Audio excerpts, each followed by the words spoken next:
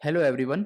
इस लेक्चर्स में हम सीखेंगे कि जेनेरिक्स की नीड क्या है, जेनेरिक्स को किस तरीके से यूज़ करना चाहिए और उसकी हमें नीड क्यों पड़ी। एक्चुअली इसमें ऐसा कौन कौन से सिनारियोज़ हैं जिसमें हमें जेनेरिक को यूज़ करना चाहिए। तो इसमें बेसिक से हम स्टार्ट करेंगे।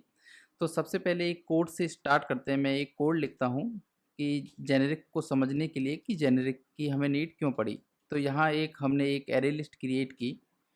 Okay, and after that let's do one thing कि कुछ उसमें डेटा एंटर कर देते हैं हम इधर हेलो वर्ल्ड। ओके, अब आप ऐसे देखो कि यहाँ पे हमने एक एरे तो क्रिएट कर दी। जस्ट सपोज करें कि अभी जेनेरिक नाम की कोई चीज़ नहीं है, तो इस तरीके से हमने एक एरे लिस्ट की ऐड की और उसमें हमने उसमें स्ट्रिंग का कुछ डेटा ऐड कर दिया। अब लेट्स सपोज कि मुझे इसका कुछ एरे लिस्ट का जो है डेटा रीड करना है, तो list dot get zero index पर जो भी है उसको गेट कर लो। ओके, गेट करने के बाद अगर आप यहाँ देखोगे तो हमें पता है कि ये स्ट्रिंग्स का था डेटा, जो है हेलो वर्ल्ड है इसके अंदर। ओके, इसको सीधा यहाँ से रीड करते हैं। ओके, तो यहाँ अगर आप देखोगे तो ये एरर देने लग गया। तो एरर्स में देख रहा है कि required type is a string but provided is a object. Okay, तो यहाँ पे अगर आप देखोगे तो हमें जभी भी इस लिस्ट में जो हमने डेटा डाला था वो हमें पता है कि उसमें हेलो वर्ल्ड हमने डाला है। जब उसको हम गेट कर रहे हैं तो उस समय हमें टाइप कास्ट करना पड़ेगा स्ट्रिंग्स में, इसको सप्रेस करने के लिए उस एरर को। क्योंकि ये जब हम कोड लिख रहे हैं तो उस समय हमें पता है कि हमने इसमें स्ट्रिंग डाला है और हम टाइप कास्ट कर रहे हैं। अगर लेट्स सपोज कि अगर स्ट्रिंग की जगह अगर इसमें इंट पड़ा है फिर स्ट्रिंग्स में टाइप कास्ट करने लग जाए तो ये ब्रेक हो जाएगा। ठीक है, तो जो इस टाइप्स के जो पहले हम इस टाइप से क्रिएट किया करते थे एरे और ये सब, क्योंकि जेनेरिक्स नाम की कोई भी चीज़ नहीं रही थी, तो इसमें ओवरहेड क्या थे इस सारी प्रॉब्लम्स के। तो इसमें अगर आप प्रॉब्लम्स के ओवरहेड देखोगे तो कंपाइल टाइम पे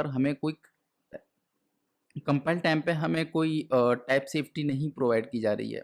ठीक है, क्योंकि रन टाइम पे पता चलेगा कि जो इसमें लिस्ट में से जीरो से हमने गेट किया है वो स्ट्रिंग है भी या नहीं भी, क्योंकि यहाँ पे मैं जिस फॉर्मेट में चाहूँ उसमें इसको टाइप कास्ट कर सकता हूँ। तो इसको रन करते हैं, मैं रन करके दिखाता हूँ। तो ये सक्सेसफुली एग्जीक्यूट हो रहा है। ओके, अब यहाँ देखो मैं इसको इंटीजर में टाइप कास्ट कर लेता हूँ, इधर इंटीजर। ओके, क्योंकि यहाँ पे क्या है, ये रो टाइप में क्या है, ये कि ऑब्जेक्ट्स में ये क्रिएट कर रहा है डिफॉल्ट्स और ऑब्जेक्ट्स में स्टोर कर रहा है। अब मैंने इसको इंटीजर में टाइप कास्ट किया और ये देखो कि यहाँ पे ये फेल्ड हो गया। ओके, यहाँ पे देखोगे तो तुम क्लास कास्ट एक्सेप्शन थ्रो करके यहाँ पे ये फेल हो गया। तो इसका क्या इशू रहा कि यहाँ पे हमें पहली रिक्वायरमेंट कि कंपाइल टाइम पे कोई भी टाइप सेफ्टी नहीं है। ओके, तो ये इशू हम अभी के लिए लिख लेते हैं इधर।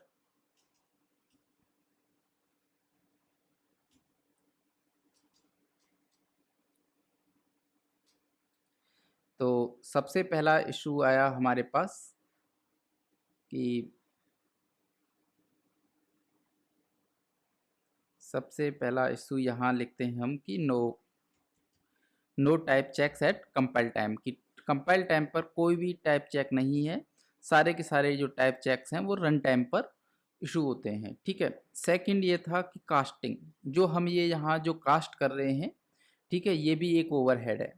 क्योंकि कास्ट करना हमेशा इस एक ऑब्जेक्ट से दूसरे ऑब्जेक्ट्स में जो कास्ट कर रहे हैं प्रिमिटिव टाइप में या ऑब्जेक्ट्स में, वो भी एक वो है ओवरहेड। ओके, कास्ट हैश का इशू आ गया। फिर इसके बाद एक और यहाँ पर प्रॉब्लम्स है कि लेट्स सपोज कि अगर कोई एल्गोरिथम लिखना है या कुछ भी, तो हमेशा हमें हमारी जो एल्गोरिथम है वो टोटली डिपेंड करेगी एरे लिस्ट के डेटा के ऊपर।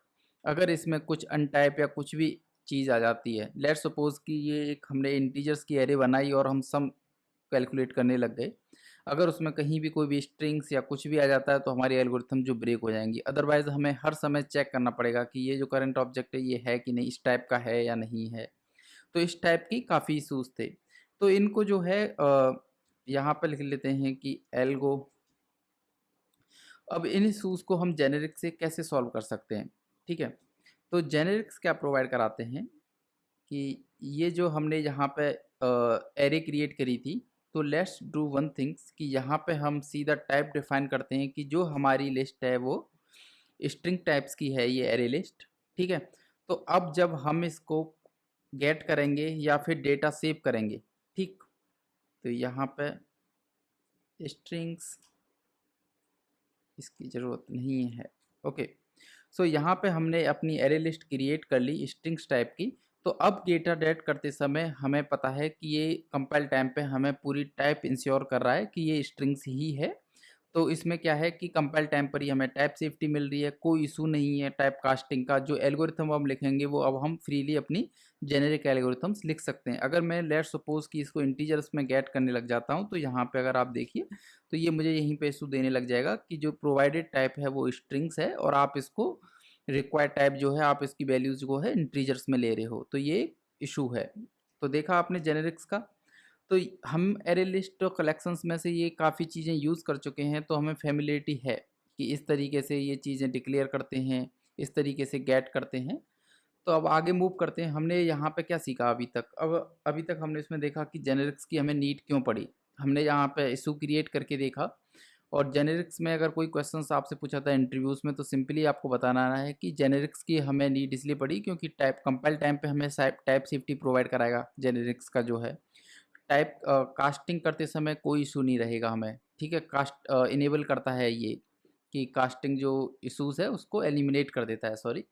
और सेकंड ये कि ये इनेबल करता है प्रोग्रामर को to implement generic algorithms. Okay, बहुत सारी पहले से लिखी हुई वो हैं कि कलेक्शंस, जो अगर कलेक्शंस को आप एक्सप्लोर करोगे तो कलेक्शन में पूरे तरीके से जेनेरिक्स टाइप से यूज़ किया हुआ है। अब नेक्स्ट टाइप चलते हैं हम, कि लेट्स सपोज कि अगर हमें अपना जेनेरिक टाइप क्रिएट करना है तो किस तरीके से हम जेनेरिक टाइप क्रिएट करेंगे। ओके, सो मैं क्या करता हूँ, यहाँ से हम इसको मूव करते हैं इधर। एक क्लास क्रिएट करते हैं हम इसमें, क्लास बॉक्स। ओके, अब एक लेट्स डू वन थिंग कि एक बॉक्स नाम की क्लास हम यहाँ क्रिएट करते हैं। प्राइवेट ऑब्जेक्ट, ऑब्जेक्ट बॉक्स के अंदर कोई ऑब्जेक्ट्स हमें सेव कराना है। और यहाँ सबसे पहला मेथड कर लेते हैं पब्लिक वॉइड सेट। ऑब्जेक्ट की वैल्यू को सेट कराने के लिए ये लेगा ऑब्जेक्ट्स ऑब्जेक्ट्स, और यहाँ पे सिंपली सेव कर देना है this dot objects equals to object, जो भी वैल्यू इधर से आई। ओके, अब नेक्स्ट टाइप करना है हमें पब्लिक्स, और ये यहाँ से ऑब्जेक्ट्स रिटर्न करेगा गेट, और यहाँ पे सिंपली जो हमारा ऑब्जेक्ट्स है उसको रिटर्न करा देना है। तो यहाँ पे देखो हमने एक सिंपल सी क्लास लिखी अपनी। ओके, यहाँ हमने बॉक्स एक क्लास क्रिएट की जिसमें एक ऑब्जेक्ट्स को हम वैल्यूज़ को सेव करा रहे हैं, और यहाँ पे ऑब्जेक्ट डिफाइन किया, ऑब्जेक्ट डिफाइन किया। ओके, तो जब इस बॉक्स का मैं ऑब्जेक्ट्स क्रिएट करूँगा तो वो इस तरीके से हम करेंगे बॉक्स, ठीक। और इसमें हम वैल्यू जो है बॉक्स में वैल्यू सेट कर सकते हैं इस तरीके से सेट। ओके, इसमें हम जो भी वैल्यू इसमें सेव करनी है वो फ्रीली, सॉरी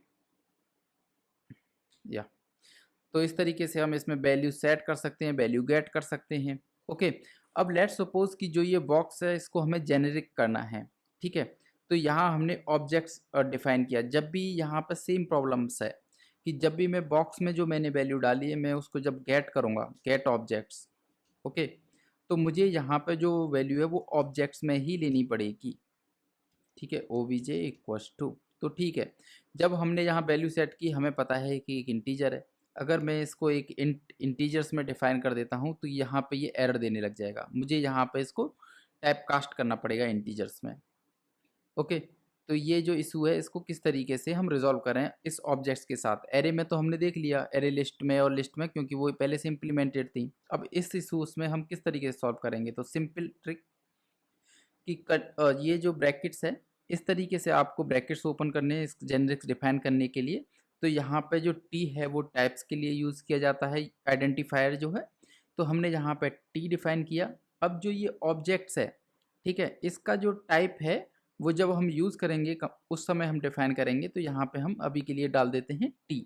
हम इस ऑब्जेक्ट्स को बोल रहे हैं कि जिस जो ऑब्जेक्ट्स है इसका जो टाइप है वो टी है, पर अभी के लिए नहीं पता है, ठीक है। अब यहाँ पे जो टी है उसको सिंपल ऑब्जेक्ट्स को टी से रिप्लेस करो। अब यहाँ से ये गेट कर रहा है, क्या गेट कर रहा है, जो टी होगा टाइप वो गेट करेगा इधर से। तो यहाँ पे आपने क्या देखा कि इस बॉक्स को जेनेरिक बनाने के लिए जो इसमें ऑब्जेक्ट्स था सबको टी से रिप्लेस कर दिया। ऑब्जेक्ट्स क्या था, पहले एक टाइप था जो हमने यहाँ डिफाइन कर दिया था। जब हम इसको जेनेरिक बना रहे हैं तो हमने उस एक टाइप टी ले लिया, इस तरीके से क्लास लेवल्स पे हमने उसको डिफाइन किया और जो ऑब्जेक्ट्स था उसको टी से रिप्लेस कर दिया कि जो इस क्लास बॉक्स को यूज़ करेगा वो बताएगा कि टी जो है टाइप किस टाइप का है, जो टी स्ट्रिंग होगा कि इंटीजर होगा, डबल होगा, क्या होगा। ठीक है। अब जैसे यहाँ पे हम बॉक्स यूज़ कर रहे हैं, तो बॉक्स यूज़ करते समय अगर यहाँ पे हम बताएंगे कि ये जो है एक स्ट्रिंग टाइप का बॉक्स है, मतलब इसमें हम स्ट्रिंग टाइप की वैल्यू को सेव कराएंगे। तो यहाँ पे देखो ये एरर देने लग गया कि जो ये वन इसमें स्टोर किया है वो एक इंट है। ठीक है। तो यहाँ से हमने रिमूव करके इसमें डाल दिया हेलो वर्ल्ड। ओके। अब जब हम बॉक्स डॉट गेट कर रहे हैं तो यहाँ पे ये देखो कि ये स्ट्रिंग्स टाइप की वैल्यू इसमें पड़ी है, तो स्ट्रिंग्स में ही हम उस वैल्यू को ले सकते हैं। तो अगर आपने यहाँ पे देखा कि जेनेरिक्स में कन्वर्ट करना किसी भी क्लास टाइप को कोई टफ वर्क नहीं है, जस्ट हमें आइडेंटिफाई करना है कि इसमें कौन सी वेरिएबल थिंग है, वेरिएबल थिंग्स कि जब क्लास इस क्लास को अगर कोई यूज़ करेगा तो कौन सा वाला हमारे जो वैल्यूज़ हैं जो वेरिएबल्स हैं, मतलब जो चेंज होंगी, जिस जिस जिस मतलब वो चेंज होंगी कि यूजर्स उसको किस तरीके से यूज़ कर रहा है। जैसे बॉक्स को हमने यहाँ पे यूज़ किया, बॉक्स में हम वैल्यू डाल रहे हैं, तो जो ये ऑब्जेक्ट था मतलब वैल्यू, ये वेरिएबल था इसका टाइप, तो हमने उसको बाहर से ले लिया टी करके। तो आपको ये समझ में आया होगा आई होप कि इस तरीके से हम जेनेरिक टाइप्स जो है उसको क्रिएट कर सकते हैं। अब नेक्स्ट टाइप बढ़ते हैं कि अगर हमें जेनेरिक्स मेथड्स अगर क्रिएट करने हो तो किस तरीके से हम जेनेरिक्स मेथड्स को हम डिफाइन करेंगे। Okay, so let's do one things. हम एक मेथड्स क्रिएट करते हैं। यहाँ से क्या है कि जैसे ये जो बॉक्स है, बॉक्स की जो वैल्यूज़ है, लेट्स डू वन थिंग्स कि एक जैसे मेथड्स का यहाँ पे आपने देख ही लिया, वैसे इस तरीके से हम डिफाइन कर सकते हैं। पर आप एक देख लो कि हमें जेनेरिक क्लास से बाहर अगर कोई जेनेरिक मेथड्स बनाना है, जैसे यहाँ प्लेग्राउंड्स क्लास में जेनेरिक मेथड्स बनाना है, तो किस तरीके से हम डिफाइन करेंगे। तो इस तरीके से पब्लिक, ओके, यहाँ मैं एक स्टैटिक मेथड बना लेता हूँ। वैसे generic method static non statics इससे इंडिपेंडेंट रहते हैं, आप कंफ्यूज मत होना कि मैंने स्टैटिक यहाँ यूज़ किया है तो ये स्टैटिक्स में ही यूज़ होगा। ओके, मुझे एक मेथड चाहिए जो कुछ रिटर्न नहीं करेगा, जस्ट प्रिंट करता है। ठीक है। और जो ये प्रिंट करता है यहाँ पे ये क्या लेता है, ये बॉक्स लेता है। ठीक है। और बॉक्स का जो टाइप है मुझे अभी नहीं पता कि ये किस टाइप का लेता है, तो अभी के लिए जैसे ओके स्ट्रिंग्स डाल देते हैं हम इधर बॉक्स, जस्ट सपोज। ओके, कि ये एक जो प्रिंट मेथड लिया हमने, ये एक बॉक्स लेता है और यहाँ हम इसकी वैल्यूज़ को प्रिंट कराते हैं। Okay, system dot out dot print L N, तो यहाँ पे हमने प्रिंट किया box dot get object. Okay, बहुत सिंपल। अब आप ऐसे देखो कि यहाँ जो प्रिंट मैंने फंक्शन बनाया, ठीक है, यहाँ बॉक्स में मैंने स्ट्रिंग वैल्यू डाली, स्ट्रिंग्स वैल्यू लेने के बाद मैं इसको इस तरीके से यूज कर सकता हूँ, बॉक्स को मैंने पास किया। अब यहाँ पे ये क्या है कि जो प्रिंट है इसको वैल्यूज़ को प्रिंट करा देगा। रन करके देख लेते हैं। ओके, तो यहाँ पे देखो प्रिंट वैल्यूज़ जो थी हेलो वर्ल्ड उसने प्रिंट करा दी, बहुत सही। अब आप ऐसे सोचो कि ये सेम फंक्शन अगर मुझे कोई अलग बॉक्स क्रिएट करना पड़ जाए, बॉक्स, ठीक है, ये वैल्यू लेता है आपका integer. Okay, integer box, new box. Okay, और इस बॉक्स में जो वैल्यू है उसको सेट करो 1 1 0 1। ओके, अब इसको सेट करो इंटीजर्स डॉट सेट 1 0 1। ठीक है। अब हमने इंटीजर बॉक्स में 1 0 1 वैल्यूज़ को हमने स्टोर करा दिया। अब हमें इसको भी प्रिंट कराना है, तो प्रिंट, अब यहाँ पे हमने इंटीजर बॉक्स दिया। ठीक है। तो ये बोलेगा कि जो इंटीजर्स बॉक्स है वो एक्सेप्ट नहीं करता क्योंकि यहाँ हमने टाइप स्ट्रिंग्स दे दिया है। तो मतलब कि जो ये प्रिंट फंक्शन जो है, अब ये एक ऐसा फंक्शन हो गया कि जो बॉक्स टाइप्स तो लेता है, बॉक्स अपने आप में जेनेरिक है, पर उसका जो टाइप्स है वो रन टाइम पे चेंज हो रहा है, मतलब सॉरी रन टाइम पे नहीं, जिस कंपाइल टाइम पे, मतलब उसकी जो फंक्शनैलिटी है वो चेंज हो रही है। कि हम ऐसा नहीं कर सकते कि दोबारा से सेम यूज़ करें, सेम फंक्शनैलिटी हमें यूज़ करनी है, तो कुछ ऐसा होना चाहिए कि इसके लिए भी ये वर्क करे, इसके लिए भी वर्क करे। ओके, तो इसके दो तरीके हैं। एक तो हम यहाँ पे क्या कर सकते हैं, इस फंक्शन को जेनेरिक टाइप कर सकते हैं इस तरीके से, और यहाँ पे हम टाइप डिफाइन दे देते हैं कि टी। ओके, और इसको डिफाइन दे देते हैं टी, कि जो ये फंक्शंस है वो जेनेरिक टाइप्स है। यहाँ पे हमने टी डिफाइन कर दिया कि जो इसका बॉक्स का जो टाइप है वो जब इसको हम यूज़ करेंगे उस टाइम पे डिफाइन होगा। तो यहाँ पे जैसे ही हमने ये प्रिंट यूज़ किया तो यहाँ पे ये खुद इन्फर कर लेगा कि जो, आई होप ये क्लियर हुआ हो। सेकंड वे क्या है इसी सेम चीज़ को रिजॉल्व करने के लिए, अगर आपको जेनेरिक नहीं करना है तो आप यहाँ से इसको रिमूव कर सकते हैं और यहाँ पे जो इसका टाइप है वाइल्ड कार्ड यूज़ कर सकते हैं। ठीक है, इसको हम वाइल्ड कार्ड बोलते हैं। तो यहाँ पे वाइल्ड कार्ड का मतलब ये है कि ये जो हम जब इसको यूज़ करेंगे तो उस टाइम पे ये डिफाइंस होगा कि इसका टाइप क्या है, तो इस तरीके से हम इसको यूज़ कर सकते हैं। तो वो सेम वे हैं, अगर इसको अब मैं चलाता हूँ तो ये चलेगा। ये देखो 101 and hello world. I hope ये आपको क्लियर हुआ हो। ओके, अब नेक्स्ट मूव करते हैं कि जस्ट सपोज लाइक दैट कि हमें अगर बाउंडेड टाइप फंक्शंस क्रिएट करने हैं। ठीक है, तो जेनेरिक बाउंडेड टाइप्स क्या रहते हैं कि मान लो कि मुझे अपना बॉक्स यूज़ करना है और मैं चाहता हूँ कि इसके अंदर जो वैल्यू स्टोर्स होंगी उनका जो टाइप्स है, ठीक है, सिर्फ और सिर्फ ये रहेगा। इंटरफेस मैंने लेट्स सपोज कि मैंने एक इंटरफेस डिफाइन किया फू। ओके, ये तो मैं चाहता हूँ इस बॉक्स के अंदर सिर्फ और सिर्फ वही ऑब्जेक्ट्स को पुट किया जा सके जो ऑब्जेक्ट्स जो हैं फू को इम्प्लीमेंट करते हों। ठीक है, तो इसको इस कंडीशंस को लगाने का क्या है, टी एक्सटेंड फू। ओके, कि इसके अंदर सिर्फ और सिर्फ वही ऑब्जेक्ट्स बॉक्स के अंदर रैप किए जा सकते हैं जो ऑब्जेक्ट्स फू को एक्सटेंड करते हों। तो यहाँ पे देखोगे तो ये एरर देने लग गया सबस के लिए कि ये एक्सेप्टेबल्स नहीं है, क्योंकि जो स्ट्रिंग्स ये इंटीजर्स है वो फू को इम्प्लीमेंट्स नहीं करते हैं। ठीक है, तो यहाँ पे क्या करते हैं कि न्यू एक क्लास बनाते हैं। ठीक है, यहाँ पे डाल देते हैं माई ऑब्जेक्ट। ओके, और जो ये ऑब्जेक्ट्स है ये इम्प्लीमेंट करता है फू को। ये सेम चीज़ आप क्लास के साथ भी कर सकते हो जो हम यहाँ कर रहे हैं। ठीक है, तो हमने ये कर दिया। अब इस माई ऑब्जेक्ट्स को जो है जैसे यहाँ इंटरफेस के साथ है एक्सटेंड किया है, ये सेम क्लास के साथ भी चलेगा। तो माई ऑब्जेक्ट्स को लिया, अगर मैं यहाँ जो बॉक्स है अगर माई ऑब्जेक्ट्स का बॉक्स बनाता हूँ। ठीक है, इसको यहाँ से अभी हटाते हैं। ये देखो माई ऑब्जेक्ट्स। ओके, एक एक करके समझते हैं। ठीक है, तो यहाँ देखो, तो अब ये जो है एरर नहीं दे रहा है क्योंकि जो हमारा माई ऑब्जेक्ट्स है वो फू को इम्प्लीमेंट करता है। ठीक, तो यहाँ देखोगे तो इस तरीके से हम सिंपली इसमें वैल्यूज़ को सेट कर सकते हैं। अगर रन करा के देखेंगे तो इसको देखोगे रन होगा ये, इसमें कुछ डेटा वेटा कुछ है नहीं, तो कुछ प्रिंट ये सब नहीं होगा, नल आएगा। ओके, तो आई होप ये क्लियर हुआ हो कि इस तरीके से हम इसमें रिस्ट्रिक्शंस डाल सकते हैं। अब नेक्स्ट टाइप देखते हैं कि अगर आप सपोज करो कि हमें एक ऐसा फंक्शन लिखना है।